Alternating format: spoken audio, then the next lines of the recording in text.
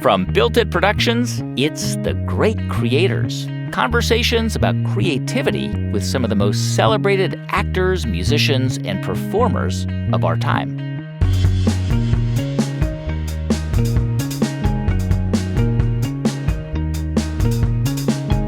I'm Guy Raz, and on the show today, the very human side of a superhuman performer.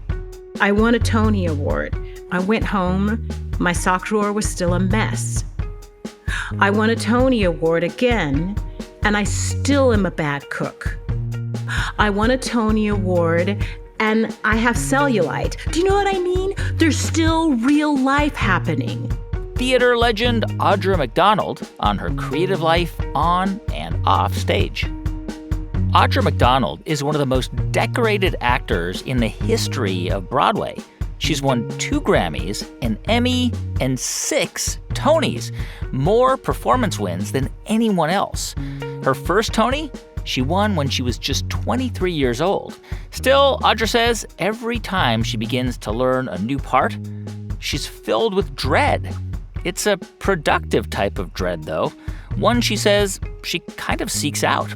In fact, she won't take a role that doesn't scare her.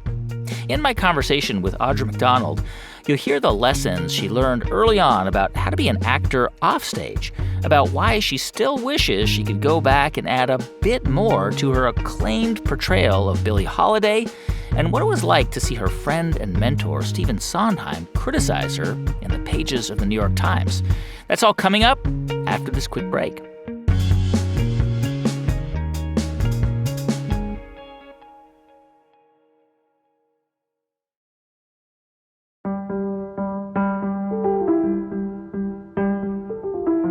Audra McDonald grew up in Fresno in California's Central Valley. Her childhood home was filled with music, records playing, or people singing.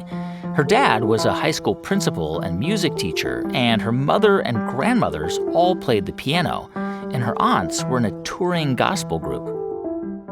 When you were a little girl, do you ever remember anyone saying, or overhearing anyone saying, Audra's got a really great voice?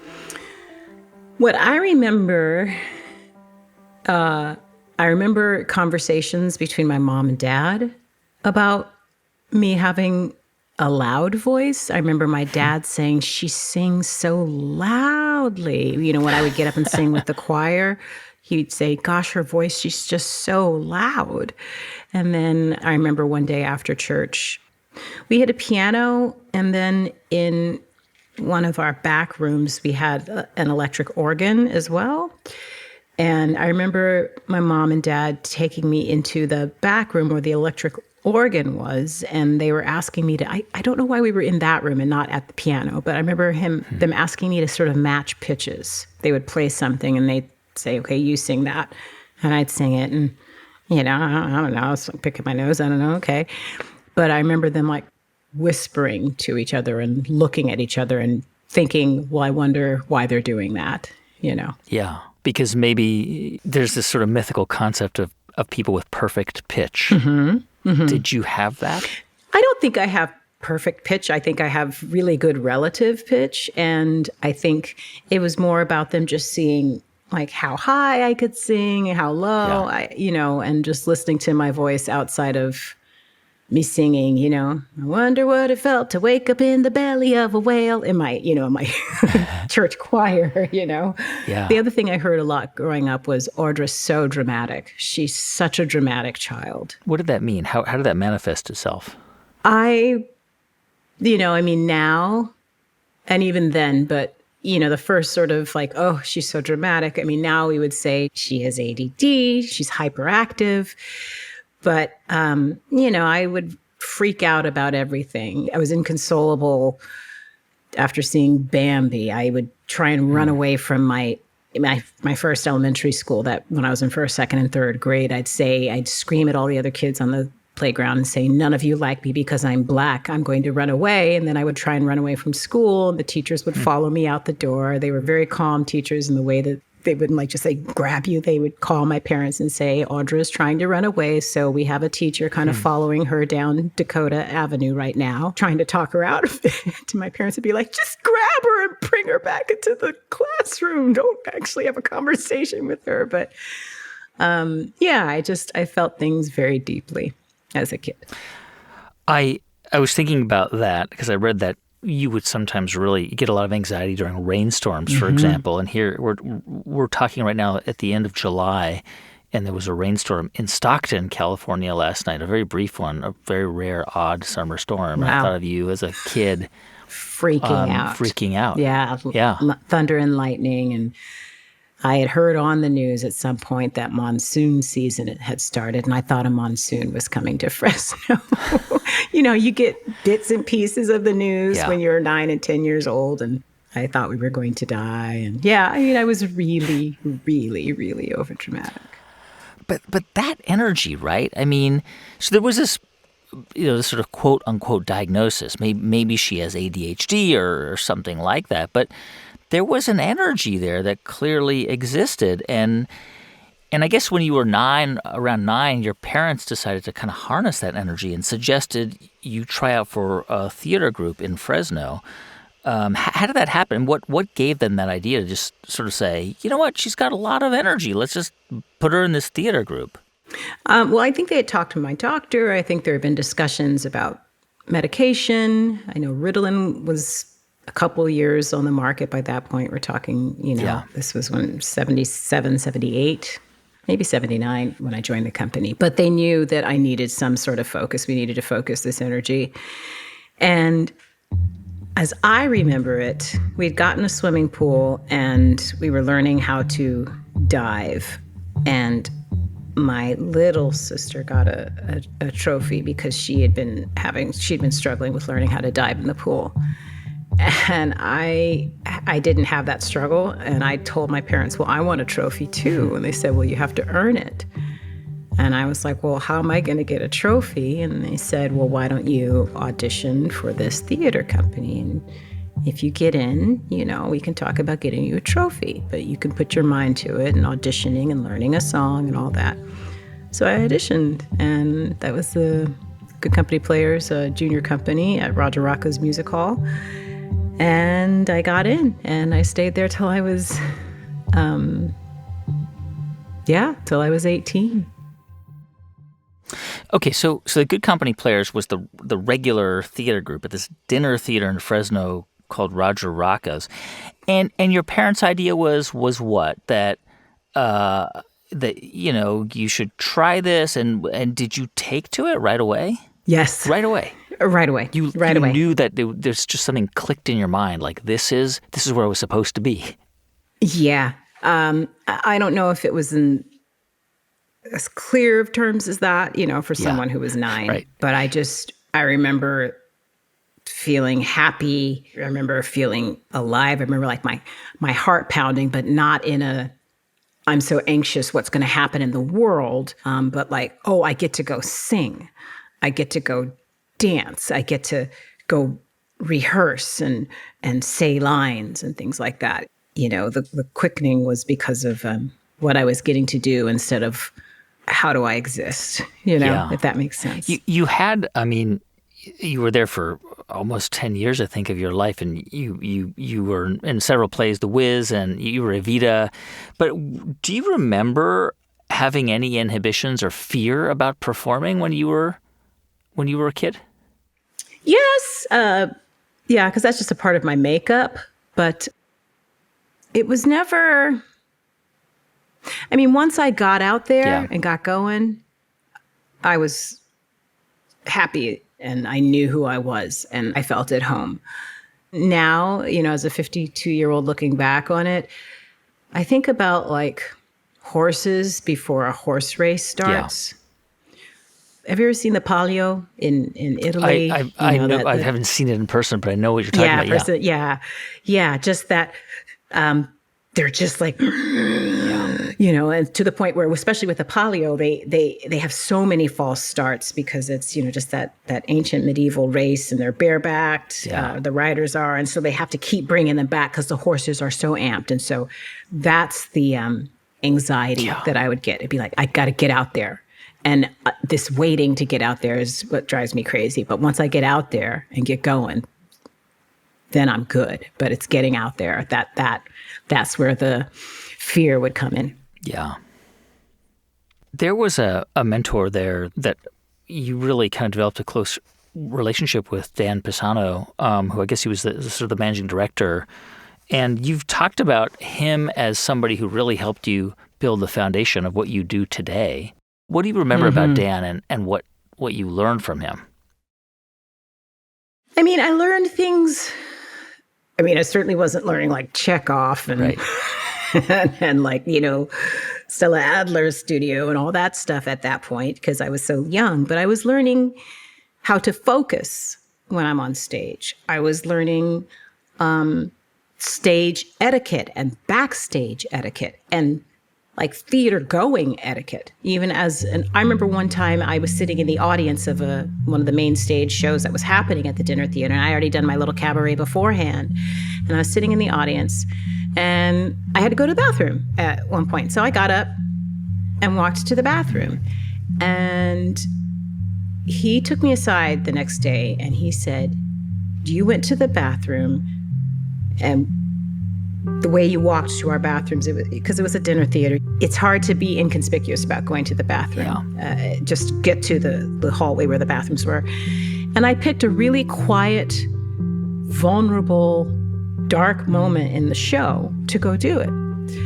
And he said, it was completely distracting, and you don't do that because you were interrupting the performers up on stage. And I remember, I mean, that sounds so weird and specific, but that is a lesson that has never left me.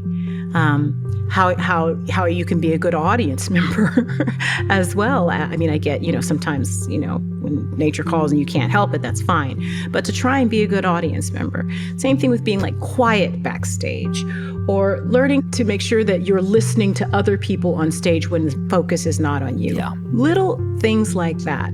All the while being continually given more and more material, more and more solos to do, being given opportunities in some of the main stage shows, especially when he decided, I'm going to cast you as Ava in Evita at 16, and you're Black, and this is Fresno. So he, as wild and crazy as my energy was, he saw something, and he saw that I had talent, and he trusted my talent, and he trusted that he could guide me in a way, because he could see that it was something that gave me a lot of joy. But he not only trusted the talent, but he continued to push me, Yeah. Which is something I don't think I can ever repay. It's priceless. So throughout high school, you were basically, you were spending all of your time after school and on weekends and summers at this theater company in plays. Was it clear to you already by the time you were ready to sort of leave and start your life and go to college that this was what you were going to pursue? Yep. You were going to pursue a career in theater? Absolutely, without a doubt. By the time I was 14, I knew this was it. Wow. I knew. And did you have a sense that, because you went to Juilliard, of course, was that sort of the goal? Is that where you wanted to go? I wanted to move to New York. I wanted to be on Broadway. And I knew I wasn't going to be able to leave home without going to college. That's the only way. I mean, my parents weren't going to say, "Oh yeah, here's $50, move to New York." They said, you have to go to college. You have to get a degree. We insist. And so you get to New York City, you get to Juilliard, but you're in the, not I should say but you are in the opera program. Mm-hmm. This is where you're sort of tracked. And from everything that I've read about you, you were not happy. It was not a good time or a good fit. Why? What was it about that program? Was it the demands? Was it you? What was it about it? It's that it wasn't what I wanted to be. I didn't want to sing opera. I didn't want to sing classical music. I thought I'd be able to take dance classes and acting classes. And, the only classical vocal work I had ever done was the work that I did to audition for Juilliard. That was it. I wanted to be Barbra Streisand, Lena Horne, Diane Carroll, Judy Garland all rolled up into one. Patti LuPone. That's who I wanted to be. And so I hadn't studied any of these languages. I didn't know how to sing in Italian. And I remember my first year, my classes were, I had my voice lesson once a week. I had Italian diction. I had Italian the language. I had ear training and music history and music theory. And I was like, I want to dance. I want to take acting lessons. I think I've gone into the wrong department. It doesn't fault the program. The program is designed for those people who want to become Leontine Price or Renee Fleming or Shirley Verrett, Grace Bunbury. That's fine. It's not what I wanted. So I just was in the wrong. I say what I felt then was I'm in the wrong place. And I had friends who were in the acting department. One of my buddies was Viola Davis. Yeah, so she was there at the same time, right? Yeah, in the theater program, yeah. And I had friends who were in the dance department, and they were all doing what I wanted to do. So I was just very confused, and I could see what I wanted, and I couldn't get to it. I had never been closer to Broadway in my life than the fact that there I was living at Lincoln Center. I mean, the program you were in, I think at the time was, and still is probably, was super prestigious, right? Like Juilliard really kind of voice was absolutely sort of what mattered there, not acting or dance. Not in the voice department. No. Yeah. And there wasn't even performance opportunities for the undergraduate students. Once you got into the graduate program in the Opera Center, you could at least perform in the operas. We were allowed to be in the ensemble of the operas. And once you were a master's student, you got some performing the song classes. But for us, it was just your technique, your teacher, and getting all of your music theory, which, again, at the time, I just thought, what is this? I didn't appreciate it. I didn't want to do it. And I just really started to lose myself. You were far away from home, right, across the country. And this is a pre-internet, quick, easy, cheap travel times. Yep. Letters took a week or longer. Phone calls were expensive. Yeah. And you were young, and kid in New York, early 20s. And from everything I've read about that time there, it was a real struggle to the point where you were experiencing pretty intense depression and anxiety. Was it those intangibles? What do you remember about that time? It's always something, there's always a straw that breaks the camel's back, and it's not that one straw, it's everything else. So obviously, I had a crisis. I had suicidal ideations, and I had a suicide attempt.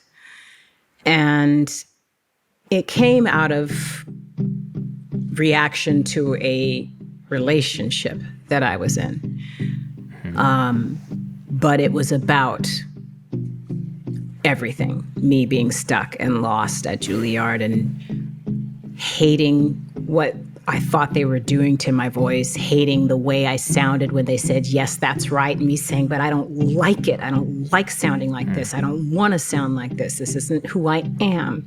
And feeling like a failure because, I had people in Fresno that were rooting for me and proud of me for getting into Juilliard and going. So I felt like I couldn't just sort of drop out and go home. And I'm still someone who, absolutely, am diagnosed and would be diagnosed today as someone who is, ADHD and ADD. So I put it all together in this sort of free fall, and that's what ended up happening. But because I was at Juilliard, they had really good services there that helped me. They had people there that really caught me and helped get me into a psychiatric hospital so that I could stop being a danger to myself. And then I had to take a semester off. I spent a month in the hospital. And when I came out, They said I could just sort of take the time that semester to get myself together. And so when I came back, we all knew that, okay, Audra's not gonna be an opera singer. We know this. Let's get her through. Let's get her graduated. I'm wondering, I'm just sort of thinking back and looking back on that period now, right? As challenging and I'm sure torturous as that voice program was, it was presumably an incredibly valuable thing that you did because, of course, many years later, you would play that role on stage in a play about Maria Callas at Juilliard. Right. But, I mean, just going through that, I can't imagine that it didn't play a huge role in your development as a stage actor and a singer eventually. Oh, absolutely. And just in life in general. I mean, what I say a lot when people ask me about that time is I say, I was absolutely on my path. I just didn't know it. I thought I was off the path. I thought I had strayed like my entire life up until 18. I had known what I wanted to do from the time I could really figure it out. And I knew I wanted to be on Broadway. And then all of a sudden I was like, wait a minute. This is wrong. This is wrong. This is not how my story goes. I look back on it and I found a whole other side of my voice that I wouldn't have found had I not been so immersed in the classical world for that time. I would not have discovered this whole other side of my voice that is absolutely a part of my vocal identity now. I don't think I would have had the technique. I don't think my voice would have lasted as long as it's lasted if I hadn't have had that experience. I mean, for every reason, I was absolutely on the right path. And yes, ended up playing, a Juilliard student in master class. Ended up playing Bess in Porgy and Bess, which I really got to know very well while I was at Juilliard. It was one of the few operas that I could listen to and say like, oh, I could see myself doing this, And, I also ended up meeting the father of my oldest child there. I mean, I was absolutely on my path. I think about, and it's a bit of a trope to go back to Fame, but I think about that character that Irene Cara plays in that film, and it captures the struggle, the intense hard work, and it's not hard work, it's like stratospherically hard. I mean, was your experience as a student in that environment like that? I mean, was it just relentless, endless training and practice? It should have been. It wasn't, because I didn't want it. So I was doing bare minimum to not fail my classes and to try and make some sort of progress each week in my voice lessons with my voice teacher and learn enough of the Italian diction so that I could do my end of the year. Now I have to sing Caro mio bene, or I have to sing, something from Le Nozze di Figaro or whatever. Or, same thing with the German diction and the English diction and the French diction. And so all of it was a slog for me because I just didn't want to do it. Because it just wasn't moving to me. There was no joy in Mudville. I just didn't want to. I was doing it because I had to. And it wasn't until I had a French diction teacher named Tom Grubb who said, as we were picking out our semester pieces that we were going to work on, he said, oh, I think you should sing this one, Audra, because this one has a lot of acting that needs to be done in it. And I think that would be good for you. And the piece was called La Voix Humaine by Francis Poulenc, one-woman opera.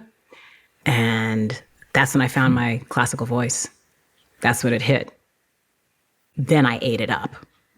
Because there was a theatrical element to that song. It was a theatrical performance, not just a vocal performance. Yes, and I was more concerned with the character, what the character was going through.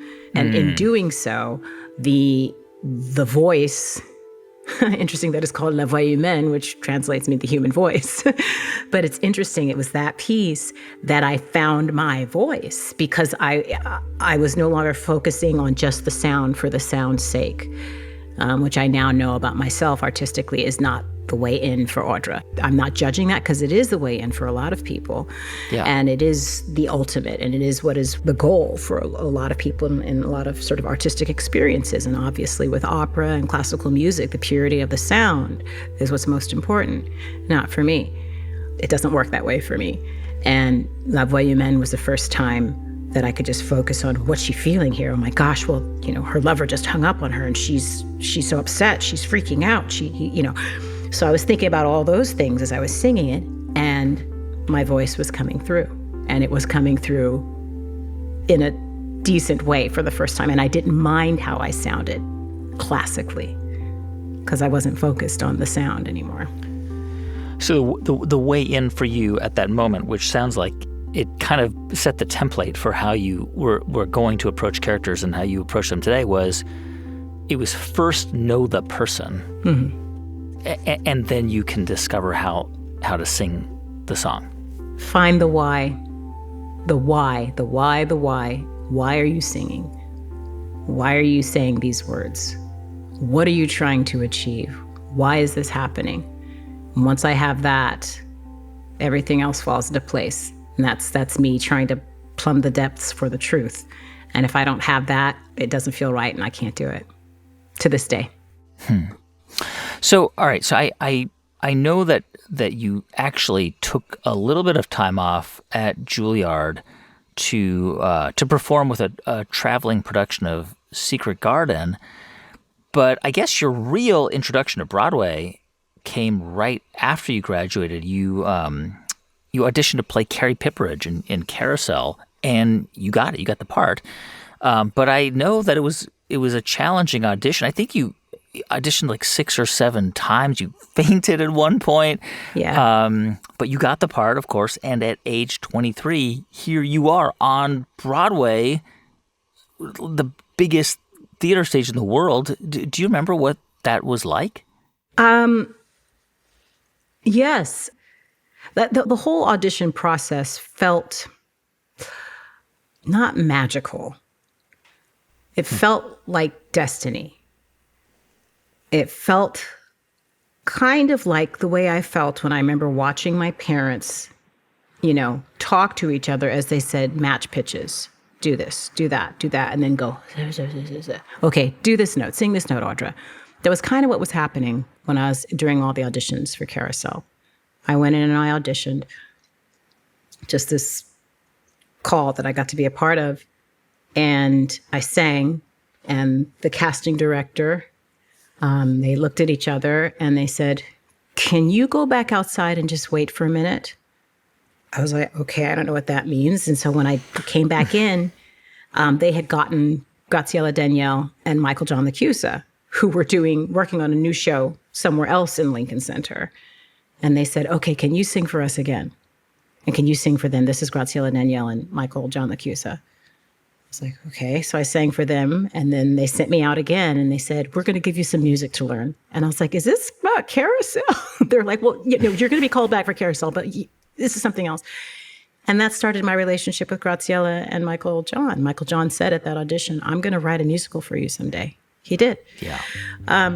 And then, auditioning again for Nick Heitner, and then flying in to audition for that final time and end up passing out while I was singing the final audition, and then getting up and finishing the song. And it all felt like something big was happening. I think the passing out was my body realizing something's shifting, or something, I'm stepping onto like a big stone in my path right now.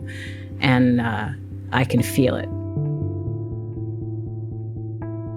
When we come back in just a moment, how a role with legendary actress Zoe Caldwell in a play called Masterclass turned into a real-life masterclass for Audra. Stay with us. I'm Guy Raz, and you're listening to The Great Creators.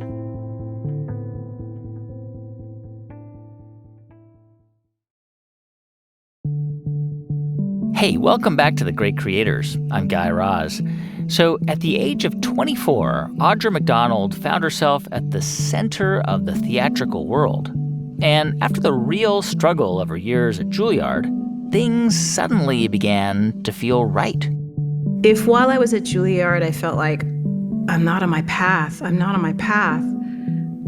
This, from special moments during the whole carousel run, like the day we had the entire orchestra and the entire cast just, sitting in the lobby of Lincoln Center Theater, and it was snowing outside, and we were doing all the songs, looking at this beautiful snowfall onto the fountain, and me knowing that it's like a core memory for me knowing that this is a moment, Same thing with, being nominated for the Tony, winning the Tony and all that. All of that felt like I'm on my path and I'm being shoved on it now. Like it's gone into turbo. That's what it felt like. But looking back on it, knowing both times I was absolutely on my path, one just felt a little different, Yeah. You would perform after that show in a play called Masterclass, which was about Maria Callas, who taught some master classes, I believe, at Juilliard, and Zoe Caldwell played Maria Callas. You described her as clearly a major influence on you. You described her as this, almost like a hurricane, just this force of nature. Yes. Tell me about watching her and what you learned from her. She sadly, I know she passed away not too long ago. But what do you remember about working and observing her on stage? It was observing her not only on stage and being on stage with her, but being with her during that entire experience. In the same way that I learned so much from Dan Pisano about how to be in the theater, how to be a proper citizen of the theater. And I think with Zoe, I learned that even more, making sure you know the names of the stage door guys at every theater, because we toured that a lot before we came to Broadway.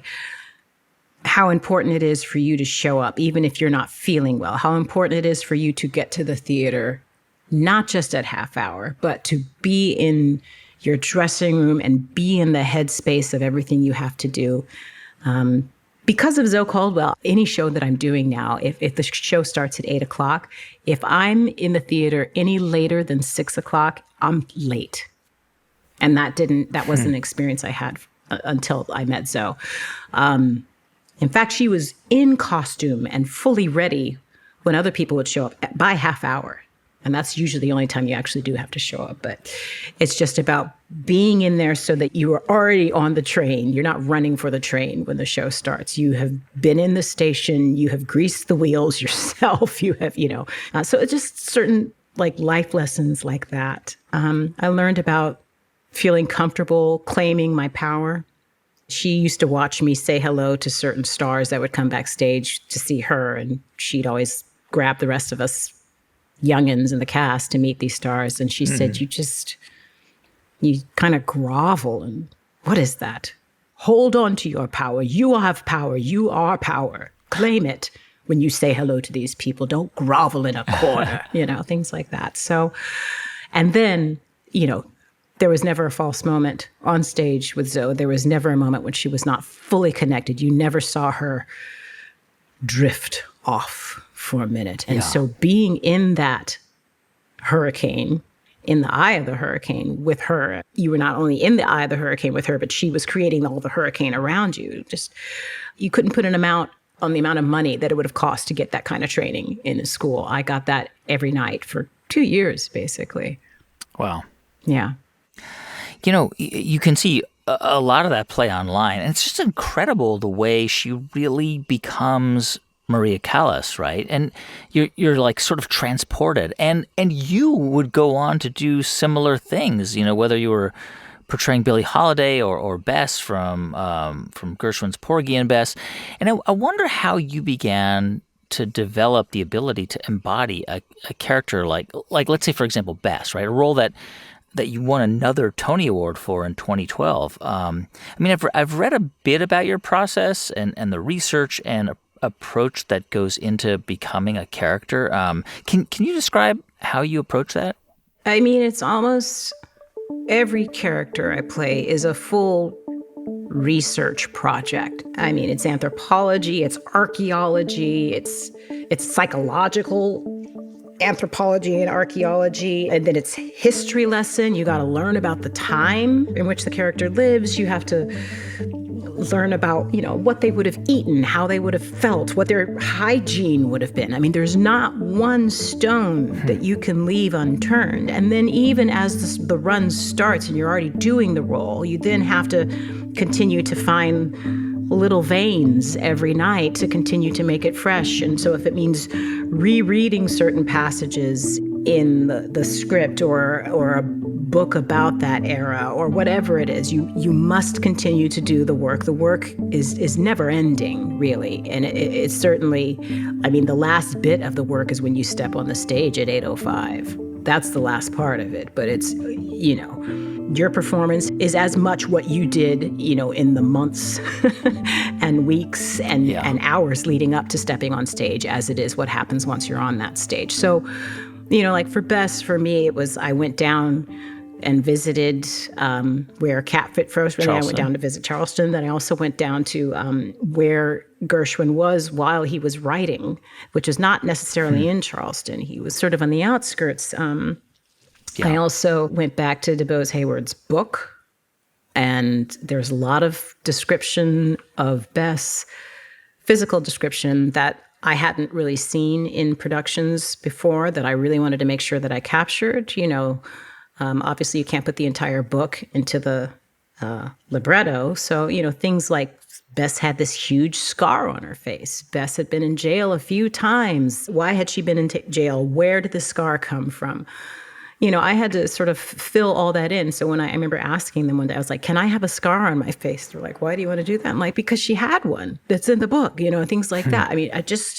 Again, all of that's for me anyway, is to help me get to the deepest part of the truth that I can so that I can then be free to live in the character. And it's like a stick shift. And if I'm not in a gear, and that gear is truth for me, if I'm not in that gear, the car's not going to go. It just won't work for me if I don't believe it. It sounds like what you're saying is that in order for you to be that character, whether it's Bess or Billie Holiday, which is another example, came later in your career, you couldn't pull that off unless you felt authentic being that character. And in order to feel authentic, I have to be an expert on that character. You had to become an expert. Had to become an expert. Had to. And I tell you what, like when I was doing Billie Holiday, what was interesting for me throughout that run, people would come to the show and people would come backstage. And a lot of people that came backstage that had an experience with her or had known her, they would kind of give me their little stories of like, just even if it was one person's father ran one of the nightclubs where she sang, and this person had to go pick her up from the hotel and bring her to the nightclub. And she would always make him stop at a liquor store. And he was always like, oh gosh, we're stopping in a liquor store.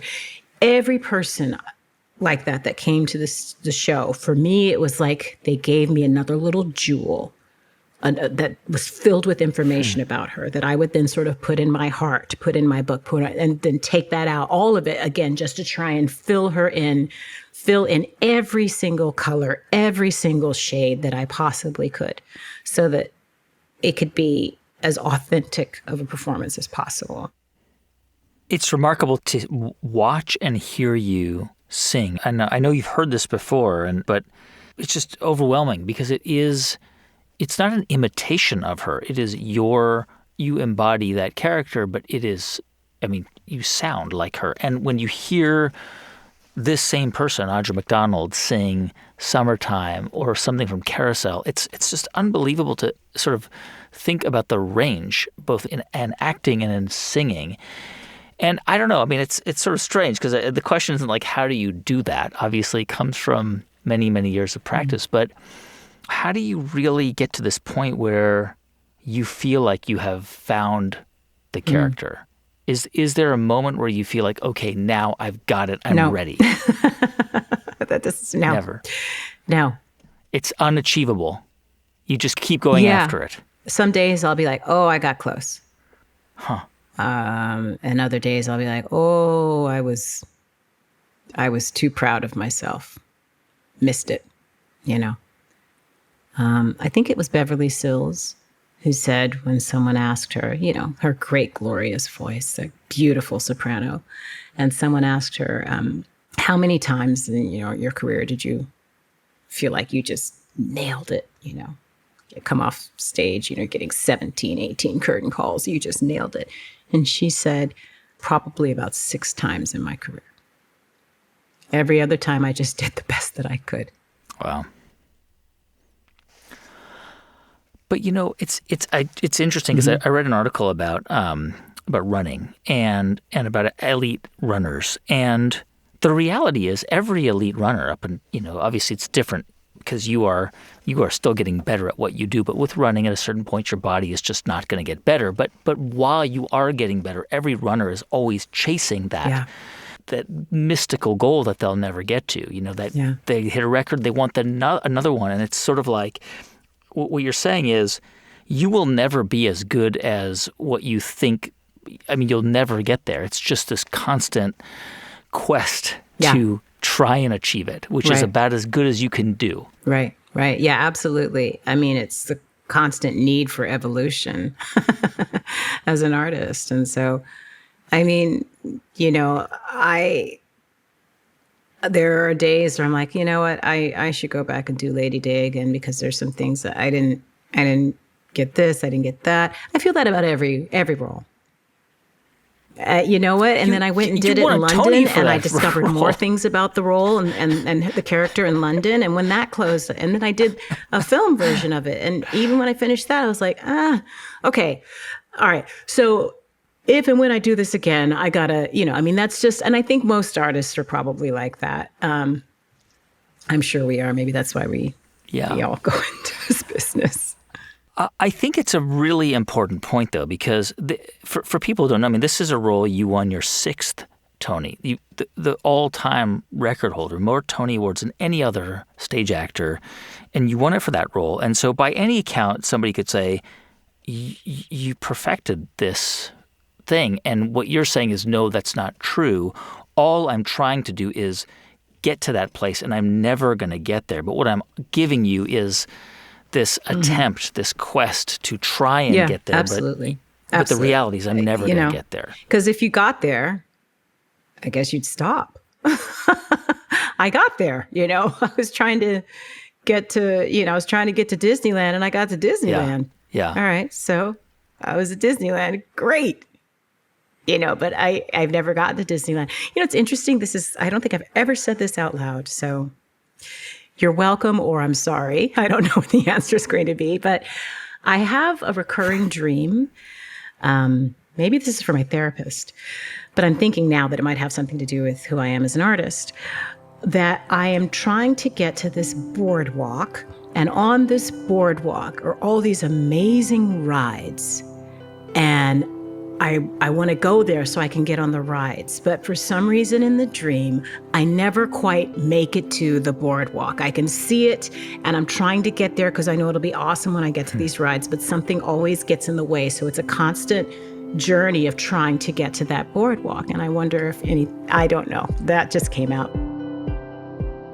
When we come back in just a moment, how Audra's reinterpretation of Bess, a personal and professional risk, prompted a fierce and very public criticism from the late Stephen Sondheim, a man who was also a mentor to Audra. Stay with us. I'm Guy Raz, and you're listening to The Great Creators.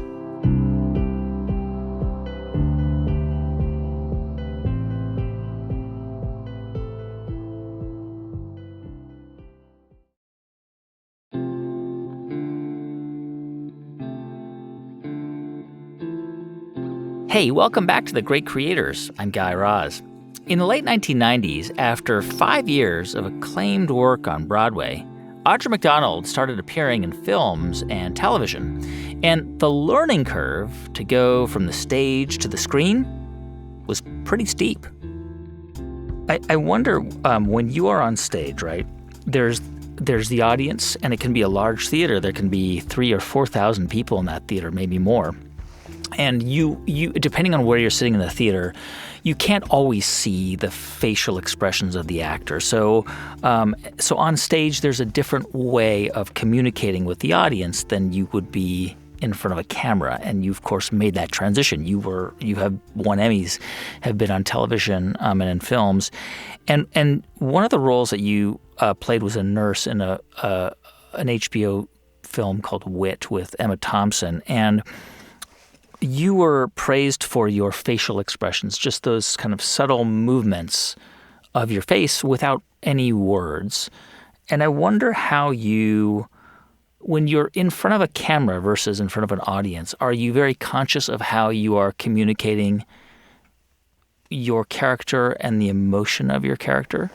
Yes, and I that was learning on the job.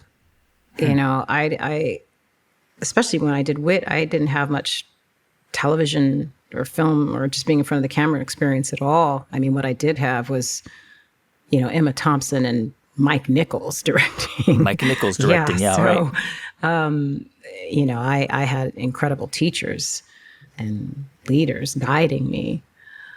But I used to be very afraid of the camera, very afraid. Why is that? Because you weren't getting the same kind of energy that you get from humans in an audience? Well, that's a part of it. But also, for me, I would just freeze up. I would just be like, well, it's right there. Oh, gosh. I know what I do know is that I can't go big.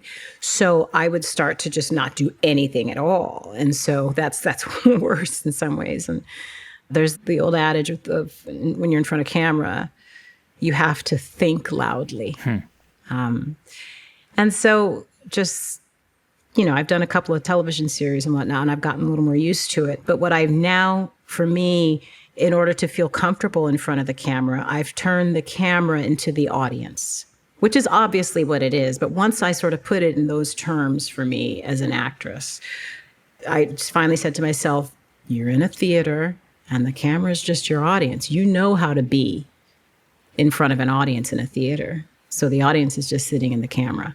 And so once that's what that lens became, as opposed to this all-seeing, all-knowing, harsh, sort of judgy bot. Instead, I was able to relax and say, okay, and now I can find the character. One of the things that I think a lot of people don't fully appreciate when they go see a show is that so many of these shows are workshopped for years before they're fully realized. Sometimes they're not made, and you were a part of a lot of workshops. Maybe some that were never made, and maybe some that you didn't become a part of. But I'm curious. I know famously you were part of the workshop for Ragtime. You were playing the character Sarah, and I believe maybe in Porgy and Bess. I'm not entirely sure, but tell me about the process, because it's not entirely clear that something's going to happen, right? But it strikes me that you have to actually go through something like that, like grind through it with the writer or the director or whoever has a vision to see if it can happen. I mean, you kind of have to grind through this process, right? Yeah, it's like birthing a baby. Well, I mean, usually, maybe not. Maybe that's a bad metaphor, but that's what it feels like, you don't know what you're going to end up with. You know what you want, but you're going to end up with. So I'm going to put that metaphor aside now. But basically, when you're doing these workshops, for example, with Ragtime, I wanted to be a part of that workshop and they asked me to be a part of it. And I went down or up to Toronto to do that workshop and I didn't even have a solo. And I had won 2 Tony Awards by that point. Sarah didn't have a solo. Sarah sang part of a duet of Wheels of a Dream with a coal house. And then she sang a little bit of this prelude to her being murdered by police brutality, of all things. And so, but I didn't care. I wanted to work with Brian Stokes Mitchell. I wanted to work with Graziella Daniele. I wanted to work with Lynn Ahrens and Steve Flaherty, Frank Galati. It was a new musical. I just wanted to be a part of it. And while we were in that workshop, there's lots of things that we were discovering. And Lynn and Steve, after the second day of rehearsals, were like, we don't have a song for Audra McDonald. I didn't care. But they were like, we need to really feel for Sarah. We need to understand why Sarah does what she did, this horrific thing, trying to bury her baby after giving birth. And so that's why they wrote Daddy's Son. And they came to me the next day and they're like, here, we think you need to sing this. You discover these things in workshops, I mean, and you discover, I mean, you may have a wealth of material. It's like, oh, this is all great, but this is not moving the story forward in any way. So we got to let it go. It doesn't aid the story, even though it may be a beautiful, perfect song. It just doesn't aid the story in any way or move the story along. And so it is a grind. And actually, as a performer, and I imagine as a creator, as a writer, as a composer, as a lyricist, you have to learn to not necessarily be super precious with your material, because at any minute you have to kill your material, and that's hard. But it's the greater good of finding, what this piece and how it's told in its most perfect form, I mean, that you're all looking for. So I wonder about, you've taken a lot of pretty significant creative risks, and one of the most significant was with Porgy and Bess. You were involved in a production, a revival that was a reinterpretation of the original Gershwin. And people who know this story, there was a New York Times reporter came to kind of observe the workshop and wrote a piece basically saying this is a totally new interpretation. And famously, Stephen Sondheim wrote a letter to the New York Times, an angry letter saying, how dare they? And even called you out in that letter. And I wonder how you felt when you saw that. I mean, was it like a gut punch to see that, or did you kind of just dismiss it as this, well, he hasn't seen it yet, what is he talking about? Both. It was a gut punch because I had Steve was a mentor, a big supporter of my work, and someone that I went to for advice a lot. And I'd done a lot of stuff with him by that point, so it was a gut punch, for sure. And at the same time, it was like, well, he hasn't seen it. He doesn't know what we're doing.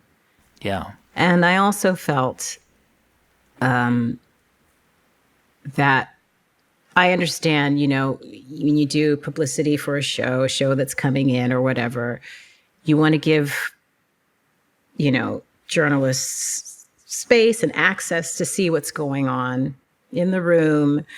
But we were still at a really early stage and exploring some stuff that was, trying to figure out what it was. And we hadn't even had our out of town tryout yet. And again, we were working with the blessing of the estate. Of the Gershwin estate. Yeah. So I felt like in some ways that sacred sort of safe space of trying to figure something out had been invaded a little bit. And a lot of stuff that we were working on and figuring out then didn't even make it to what the final version of the show in Cambridge was, let alone come to New York. But, that's what out-of-town tryouts are for. And that's what rehearsal is for. And so when it gets blasted like that, and then daggers and axes thrown at it by, basically the father of modern American musical theater, it doesn't feel good.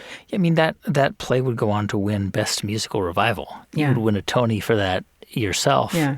It was hailed by critics. I mean, I don't know. Did he ever say, I was wrong, I'm sorry, I shouldn't have written that letter?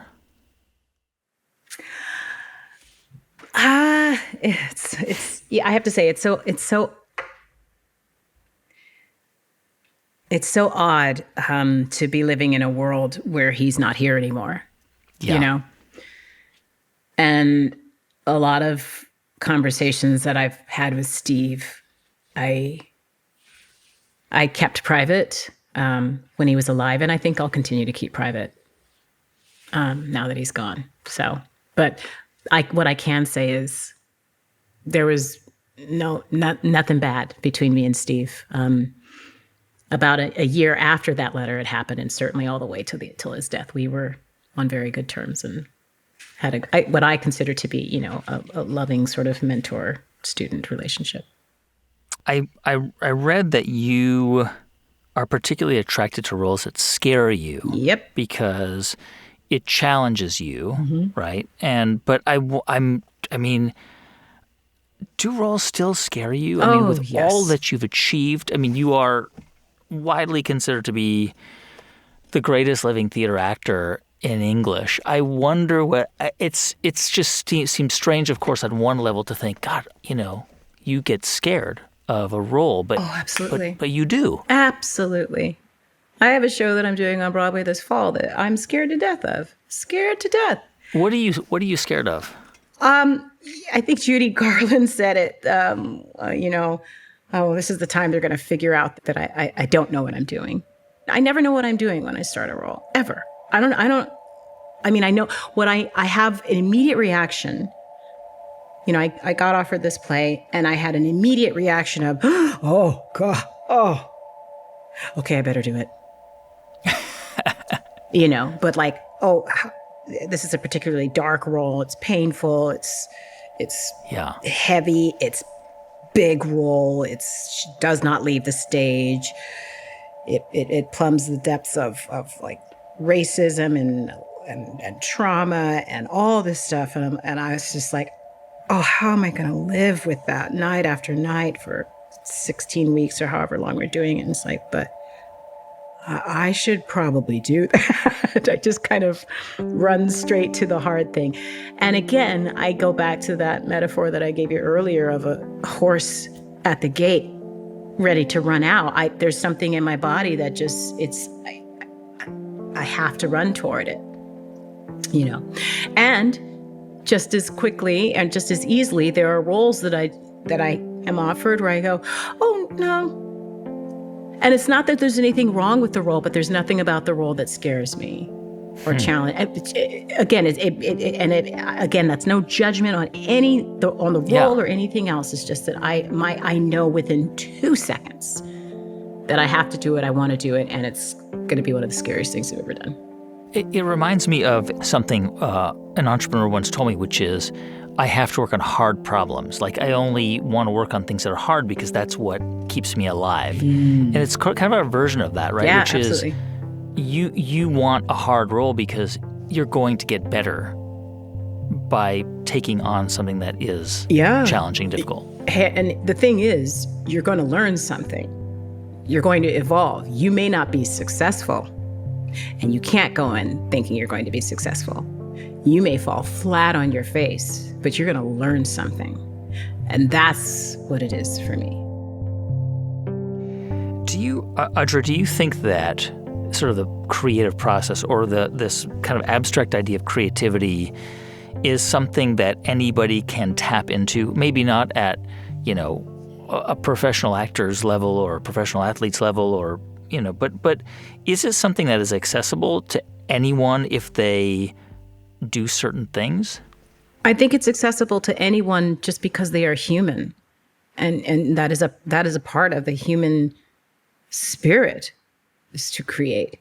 Even if it's just someone, and I don't even want to say just, but like digging in the dirt to remove weeds, just transforming a space, transforming, an emotional feeling from one feeling to another.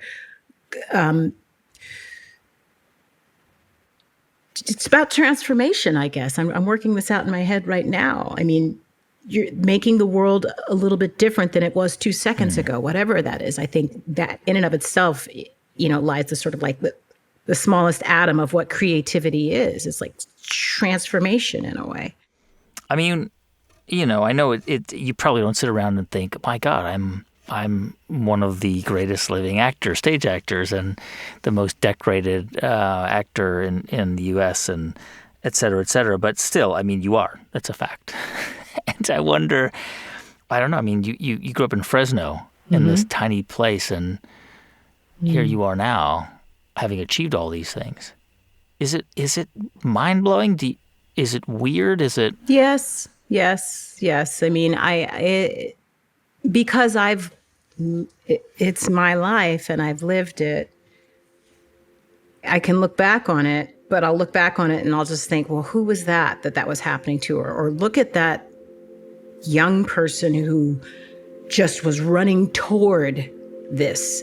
How did I know that it was going to end up like this? I didn't. I just was running toward it because I was listening to my gut. I was listening to something inside of me that says, run toward this, and continue to run toward it.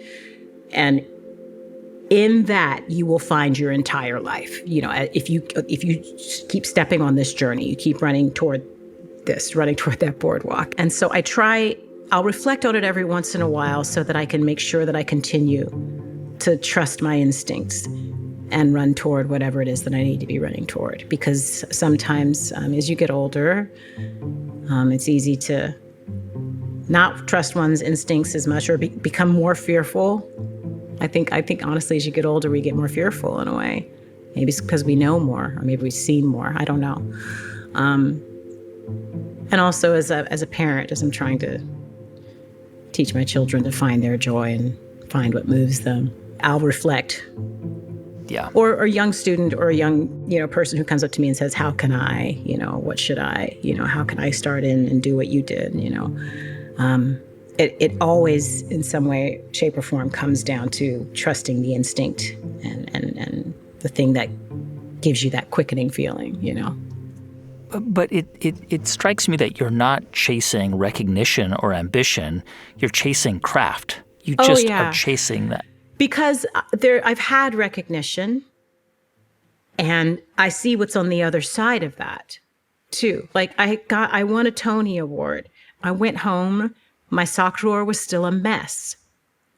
I won a Tony Award again, and I still am a bad cook, I won a Tony Award, and I have cellulite. Do you know what I mean? There's still real life happening. There's still something about all of that goes, okay, so that's not, you can want that, and it's wonderful to have it, and I'm very lucky that I have them, but I'm still going to be with me at the end of the day. So that Tony Award isn't going to change me. What's going to change me? Constant evolution of being a better actor today than I was yesterday, being a better mother today than I was yesterday, being a better citizen of the country and the world, all of those things. That's, loving more, being more, advocating for the right things. I mean, that's what's going to matter in the end. That's Audra McDonald. That new role that Audra talked about being scared to death of, it's the lead in a play called Ohio State Murders, and it's being staged at the newly dedicated James Earl Jones Theater on Broadway. You can find video links to some of the performances Audra talked about. They're in the show notes for this episode at thegreatcreators.com/McDonald. And the show notes for every episode live at thegreatcreators.com.